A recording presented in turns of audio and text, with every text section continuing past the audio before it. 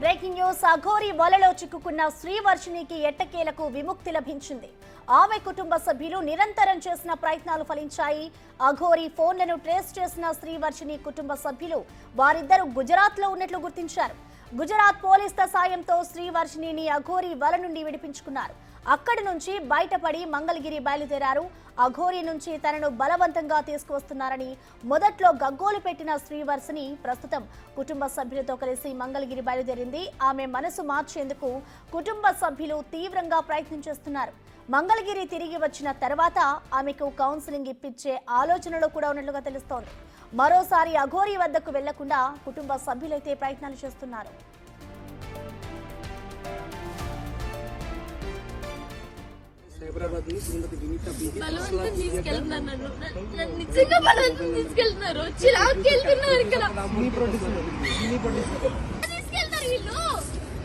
నువ్వు అడగమ్మా, నాకు తెలుసా అమ్మా.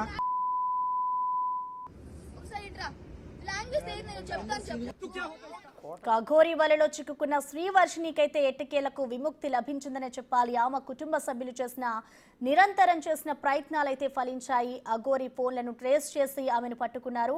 ఇటు మంగళగిరికి ఆమె కుటుంబ సభ్యుల వద్దకైతే శ్రీవర్షిని చేరుతోంది. దీనికి సంబంధించిన పూర్తి సమాచారాన్ని మా ప్రతినిధి, మా అసోసియేట్ ఇన్పుటేటర్ అశోక్ అందిస్తారు. అశోక్, బేసిక్గా వర్షిని వ్యవహారం చాలా రోజుల నుంచి కూడా హాట్ టాపిక్గా ఉంది. ఒక అమ్మాయిని అఘోరి ఏ విధంగా ట్రాప్ చేసి తీసుకెళ్ళిపోయాడు, ఎందుకు వెళ్ళింది అనేది విపరీతమైన చర్చ నడుస్తుంది. అఘోరి ఇష్యూనే గత 6 నెలల నుంచి తెలుగు రాష్ట్రాల్లో కూడా నానా హల్చల్ చేస్తున్నాడు అఘోరి. అతని మీద కూడా రకరకాల వివాదాలు ఉన్నాయి. ఎక్కడికి వెళ్తే అక్కడ గొడవలు పెట్టుకోవటం, టోల్ గేట్ల దగ్గర కొట్టడం, పోలీసుల మీద తిరగబడటం, అలాగే ఇతర అఘోరీల మీద దాడులు చేయటం, ఇట్లా రకరకాల అంశాలతో ఈ అఘోరి తీవ్రమైన వివాదాస్పదం అవుతూ ఉంటే ఆ వివాదంలోకి వర్షిని వ్యవహారం మరింత వివాదం అవుతోంది. తణుకు బాబాకి సంబంధించిన వ్యవహారంలో మొదట వర్షిని పేరు వినపడింది.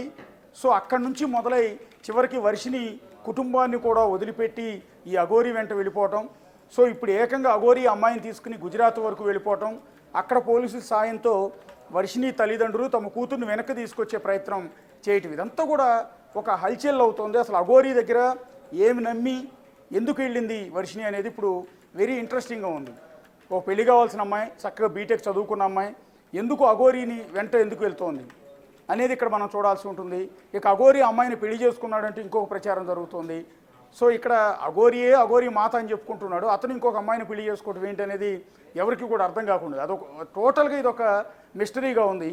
సో ఈ నేపథ్యంలో వర్షిని ప్రస్తుతం గుజరాత్ నుంచి తీసుకొచ్చే ప్రయత్నాలు చేస్తున్నారు. ఇప్పటికే ఆమెను తీసుకురావడానికి విష్ణు అనే వ్యక్తి వెళ్ళాడు. అఘోరి నుంచి పోలీసుల సాయంతో వర్షినిని కాపాడి వెనక్కి మంగళగిరి తీసుకొచ్చే ప్రయత్నాలు చేస్తున్నారు. ప్రస్తుతం మంగళగిరిలో ఉన్న వర్షిని తల్లిదండ్రులు కోటయ్య అండ్ స్వరూప, తల్లి స్వరూప ఇద్దరు కూడా మనకు అందుబాటులో ఉన్నారు. నమస్తే అండి కోటయ్య గారు. నమస్తే సార్. ఇప్పుడు మీ అమ్మాయి బయలుదేరిందండి? బయలుదేరండి. మా పిల్లలు ఇద్దరు తీసుకొస్తున్నారు, మా అబ్బాయిలు. ఓకే, విష్ణు, శ్రీహర్ష. ఓకే. ఇప్పుడు గుజరాత్లో ఉన్నట్టు మీకు ఎలా తెలిసిందండి? మంగళగిరి పట్టణ పోలీసులు ఉన్నతాధికారులు రవీంద్ర గారు, శ్రీహరి గారు ఎప్పటికప్పుడు లొకేషన్ పెట్టండి మా పిల్లలకి. ఓకే. తెల్లవారుజామున 2 గంటలకు 3 గంటలకు ఫోన్ చేసి అడిగినా సరే లొకేషన్ పెట్టి హెల్ప్ చేసేది చాలా. ఓకే.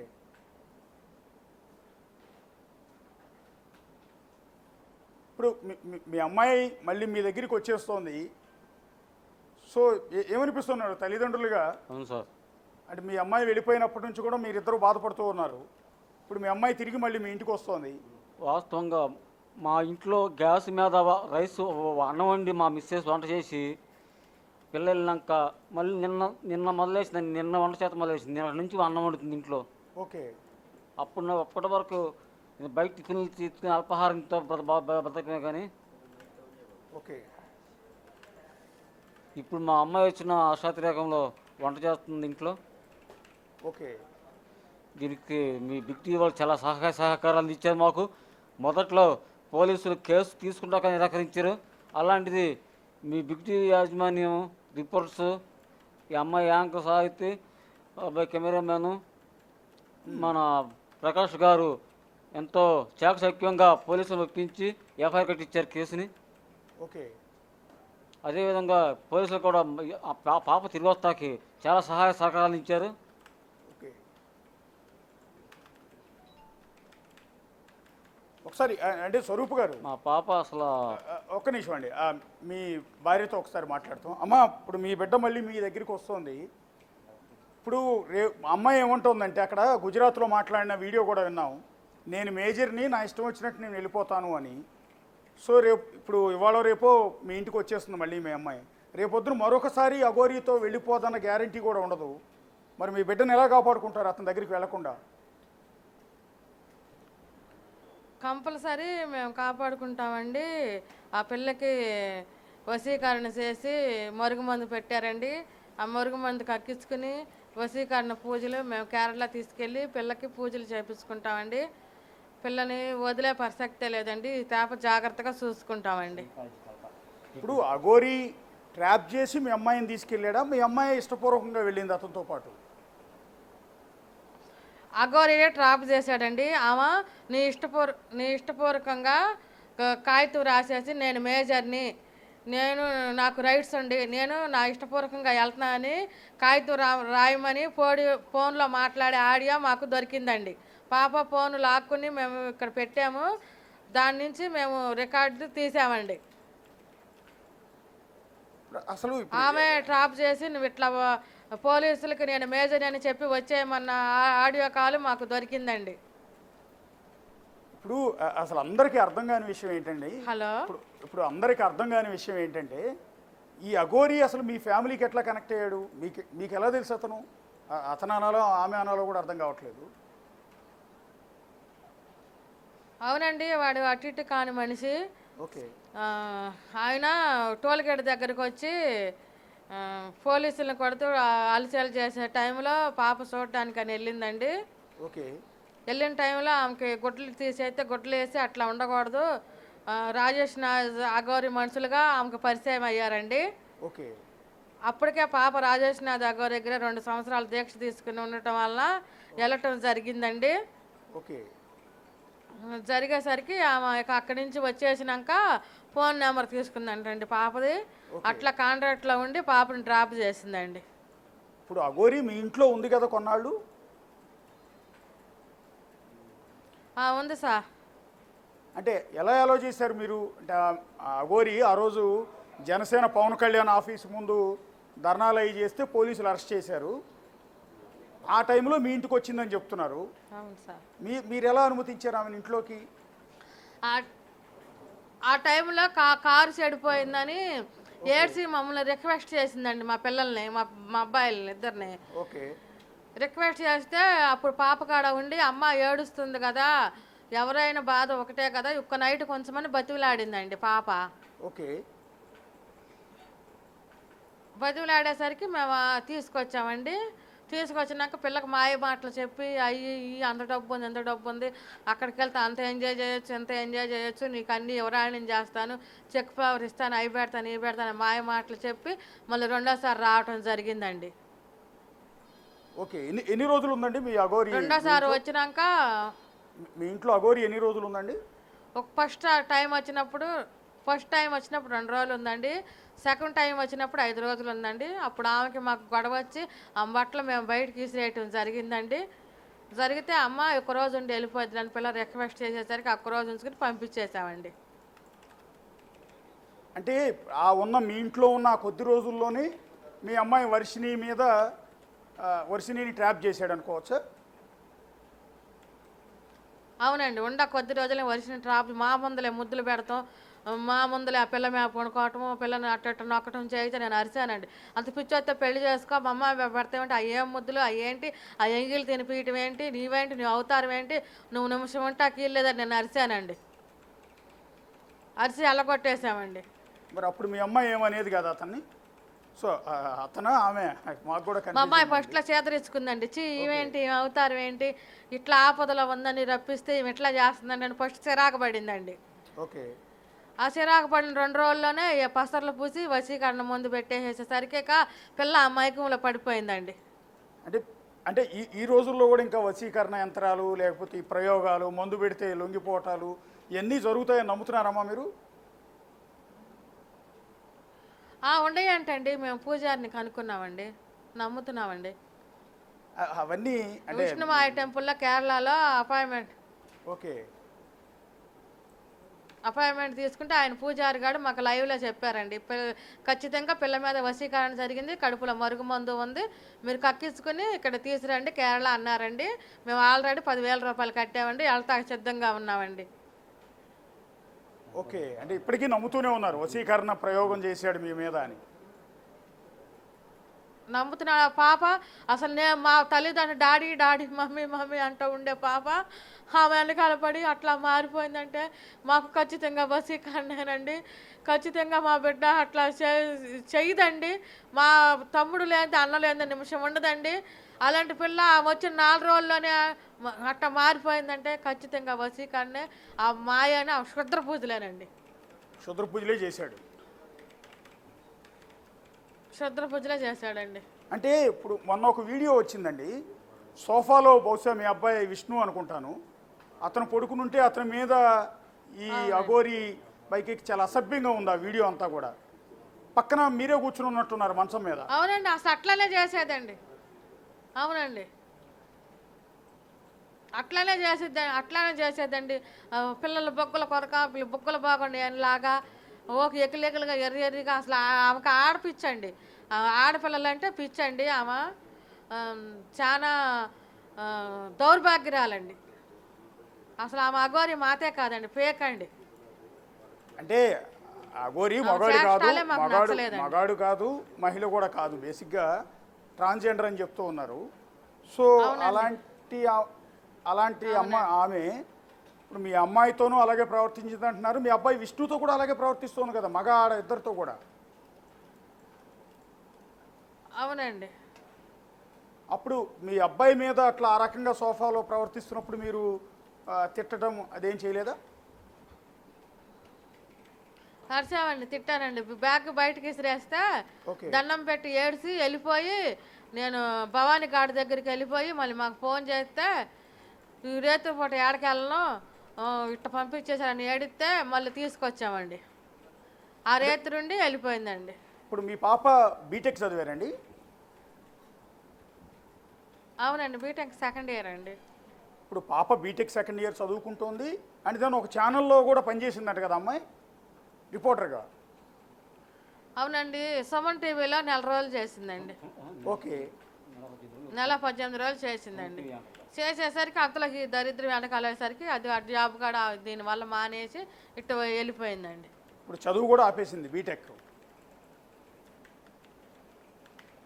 కట్టామండి డబ్బులు, ఎగ్జామ్స్కి ఎక్టెండ్ ఆపితే చాలన్నారండి. ఏప్రిల్లో ఎగ్జామ్స్ అంటండి, మరి రాపిస్తామండి. ఇప్పుడు మొన్న ఎక్కడో చూశారండి, విష్ణు ఏదో ఒక ఛానల్తో మాట్లాడుతూ ఫోన్లో చెప్తున్నాడు, నాకు తాళి కట్టింది అఘోరి అండ్ మా చెల్లికి కూడా తాళి కట్టింది అని. నిజమేనా? అది మీ ఇంట్లో జరిగిందా? కట్టిందా? మా ఇంట్లో జరగలేదండి, ఎక్కడో రోడ్డు మీద భవానీ ఘాట్ దగ్గర కట్టిందంటండి విష్ణుకి. మా అమ్మాయికి మట్టికి మా ఇంట్లో కట్టబోతుంటే మేము అరిసామండి. ఇప్పుడు విష్ణు మగాడు, అతను ఈ అఘోరి తాళి కడుతుంటే ఎందుకు కట్టించుకున్నాడు? మరి అక్కడ కొట్టాడండి, అక్కడ మరి అక్కడ ఏం జరిగిందో మేము లేమండి. ఓకే, ఇప్పుడు విష్ణు మీ అబ్బాయేనండి, సొంత కొడుకేనా?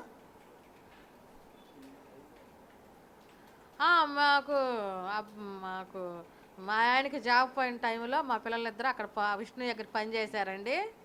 ఓకే, పనిచేసిన టైంలో పిల్లల్ని కొద్దిగా చదివేయటము, పిల్లల్ని దగ్గర జాగ్రత్త చేయటం చేశాడండి. అంటే మీ కొడుకు కాదు? కొడుకు కాదండి, మాకు కొడుకుగానే ఎప్పుడు మా ఇంట్లోకి వచ్చి మేము పెంచుకున్న కొడుకులాగా హ్యాండ్సప్ చేసుకున్నామండి. అంటే ఇక్కడ కొంత విచిత్రంగా ఉంది, కొన్ని అనుమానాలు ఉన్నాయి, రకరకాల చర్చ జరుగుతుంది బయట. మీ అబ్బాయి అఘోరితో, అదే మీ అబ్బాయి అని చెప్పుకుంటున్న విష్ణు అఘోరితో తాళి కట్టించుకోవటం, మీ అమ్మాయికి అతను తాళి కట్టానని చెప్పటం, అండ్ దాన్ని ఇప్పుడు గుజరాత్ వెళ్ళినప్పుడు కూడా అక్కడ మీ అమ్మాయిని తీసుకొచ్చే క్రమంలో విష్ణు మాట్లాడిన భాష కూడా చాలా అసభ్యంగా ఉంది. మీ కూతుర్ని ఏ రకమైన భాషలో తిట్టాడు చూసారా మీరు? అవునండి, బూతులు మాట్లాడతాడండి ఆయన. అంటే ఎట్లా మీ ఆడపిల్ల, పెళ్లి కావాల్సిన ఆడపిల్ల బీటెక్ చదువుతోంది, సరే మీకేదో ఆశ్రయం ఇచ్చాడనో లేకపోతే మిమ్మల్ని ఆదుకున్నాడనో అలాంటి వ్యక్తి మీ కూతుర్ని పట్టుకుని అంత దారుణమైన భాష, ఎలా అంటే మరీ దారుణంగా నువ్వు ఎవరితో పడుకున్నావు కూడా నాకు తెలుసు అంటే నిజంగా మాకే కడుపు మండిపోతుంది, మీకు కన్న తల్లిగా మీకు ఎందుకు ఊరుకుంటున్నారు అని. ఆ విషయంలో నేను చాలా సార్లు అరవటం జరిగిందండి. ఆ అబ్బాయిని మరి అంత వక్ర భాషతో మాట్లాడబాక, ఎంత అనుకున్న కూతురు నేను తల్లి దగ్గర, కూతురు దగ్గర, చెల్లి దగ్గర అలాంటి మాటలు మాట్లాడకూడదు నువ్వు అని అరిచానండి. ఓకే, అంటే మీకు విష్ణు మీద విష్ణు వ్యవహార శైలి మీద మీకేం అనుమానం రాలేదా? ఆ మాటల విషయంలో మట్టుకి నాకు కూడా కడుపు మండిందండి, అట్లా మాట్లాడొద్దని చెప్పానండి.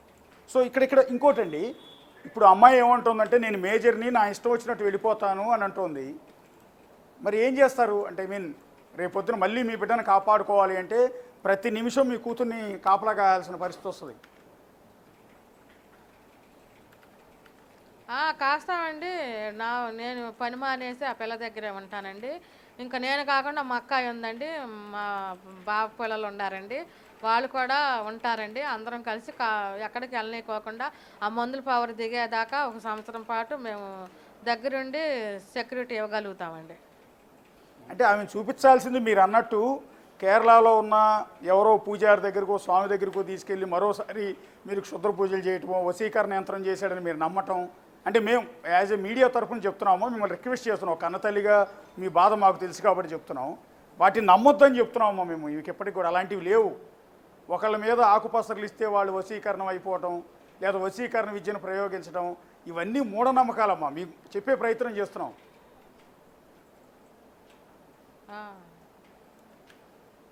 అమ్మాయికి ఇప్పించాల్సింది కౌన్సిలింగ్. ఒక మంచి సైకాలజిస్ట్కి తీసుకెళ్ళి అమ్మాయికి ఇప్పించాల్సింది కౌన్సిలింగ్ అమ్మ. లేదా ఇంకో కారణం కూడా అయి ఉండొచ్చు, మీ బిడ్డ మీ ఇంట్లో ఏమన్నా ప్రాబ్లం ఫేస్ చేస్తే కొంత హెరాస్మెంట్ లాంటిది ఉంటే ఇంకొకళ్ళ దగ్గరికి వెళ్ళిపోవాలన్న ప్రయత్నం రకరకాలుగా చేసే అవకాశం ఉంటుంది.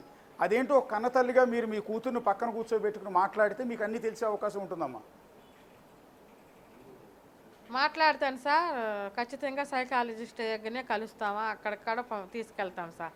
అంటే మీకు ఇప్పుడు మీడియా చాలామంది జనం చూస్తూ ఉంటారు, వాళ్ళందరూ కూడా మీ బాధ అర్థమవుతున్నాం. ఒక కన్నతల్లిగా మీ కూతుర్ని దూరం అయితే ఎంత బాధపడతారు అని కూడా. అఘోరీ లాంటి వాడి దగ్గరికి వెళ్ళిపోతే పెళ్లి కావాల్సిన పిల్ల, పక్కగా చదువుకోవాల్సిన పిల్ల, రేపు మంచి ఉద్యోగం చేసుకునే అమ్మాయి ఈ విధంగా అఘోరీ దగ్గరికి వెళ్ళిపోయి అల్లరి పాలవుతుంటే బాధపడతారు సహజంగా. కానీ మీకు చేసే విజ్ఞప్తి ఏంటంటే మీరు ఇంకోసారి మళ్ళీ తప్పు చేస్తున్నారు. మీరు కేరళ తీసుకెళ్ళి ఆ వశీకరణ విద్యలు లేకపోతే ఏదో పసరు తాగిచ్చాడు వాటి నుంచి బయటపడిస్తాం, కక్కిస్తాం, ఇవన్నీ అని వాళ్ళెవరకు మళ్ళీ డబ్బులు కడుతున్నారు. ఎవరో పూజారి చెప్పాడు, ఎవరో స్వామీజీ చెప్పాడని. సరే సార్, సైకాలజిస్ట్ని పెడతాం సార్. ఒక్కసారి కోటయ్య గారు మా గుంటూరు మానస హాస్పిటల్కి తీసుకెళ్తాం. కోటయ్య గారు ఇప్పుడు మధ్యలో సైకాలజికల్గా అవునండి,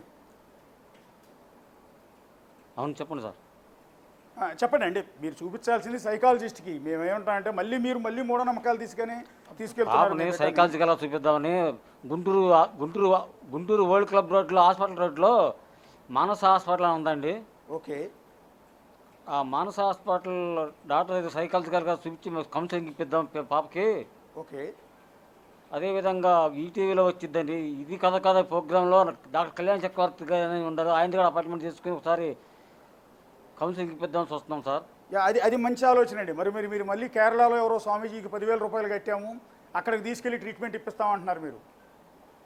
అది కరెక్ట్ కాదు, దానివల్ల ఎలాంటి ఉపయోగాలు ఉండవు. మరోసారి మీరు ఉన్న ఆస్తులు అమ్ముకుని డబ్బులని తీసుకెళ్ళి వాళ్ళకి తగలేయటం తప్ప మీ కూతురు ఏ మార్పు రాకపోవచ్చు బహుశా.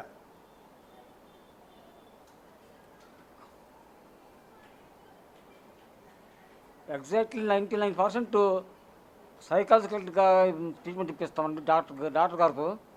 ఓకే, అదొకటి. మరియు మా కుటుంబ సభ్యులు ఉన్నారు కదా, మా పేరెంట్స్, మా అక్క, మా అన్నయ్య సోదరులు ఉన్నారు కదా, వాళ్ళతో కూడా కూర్చోబెట్టి కౌన్సిలింగ్ ఇప్పిస్తాం. ఎందుకంటే మొదటి నుంచి ఆ పిల్ల ప్రవర్తన ఎలా ఉండేది, ఇప్పుడు ఎలా ఉంది పిల్ల మనకు అర్థమవుతుంది కదా. అవునండి. అంటే మీరు అఘోరీ మాయలో పడిన తర్వాత తల్లిదండ్రులుగా మీరిద్దరూ అమ్మాయిని కొట్టడం తిట్టడం కాకుండా, లేకపోతే విష్ణువుకి అప్పచెప్పి విష్ణు అతను అమ్మాయిని కొడుతున్నాడంట, తిడుతున్నాడంట మంగళగిరి పట్టణంలో. ఓకే, అసలు మంగళగిరి పట్టణంలో కోటయ్య సదుపాయ కూతురు అంటే తెలియదండి. విష్ణు చెల్లెలు అంటే విష్ణు అన్న విష్ణు అంటేనే అర్థం, చాలామందికి 99% తెలుసు. ఓకే. అట్లా ఉండేవాళ్ళు వాళ్ళిద్దరు. కానీ అతను కొడుతున్నాడని చెప్తోంది కదా అమ్మాయి. విష్ణు అనే అతని వల్ల నాకు ఇబ్బంది కలుగుతుందని చెప్తోంది అమ్మాయి. లేదండి, కొడతం లేదు, ఏం లేదు. మేమే చెప్పి ఇప్పుడు తీసుకెళ్తాకి వెళ్ళినప్పుడు రాను మారం ఇస్తే మాత్రం 2 దెబ్బలు వేసి తీసుకురమ్మన్నాం. మీరే కొట్టమన్నారు.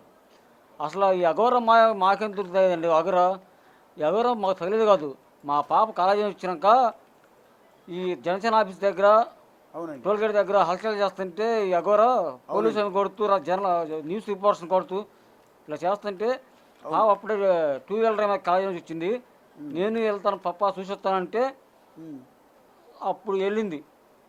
వెళ్తే పోలీసులు అన్నారు, బట్టలు చేసి పడితే పోలీసులు అన్నారు, అమ్మ ఎవరన్నా ధైర్య సాహసాలు ఉండాలి, ఆడపిల్లలు ఎవరన్నా వెళ్ళి బట్టలు కట్టండి, మేము వెళ్దామంటే ఆడ మనిషి కదా మీరు వెళ్ళి కట్టండి అంటే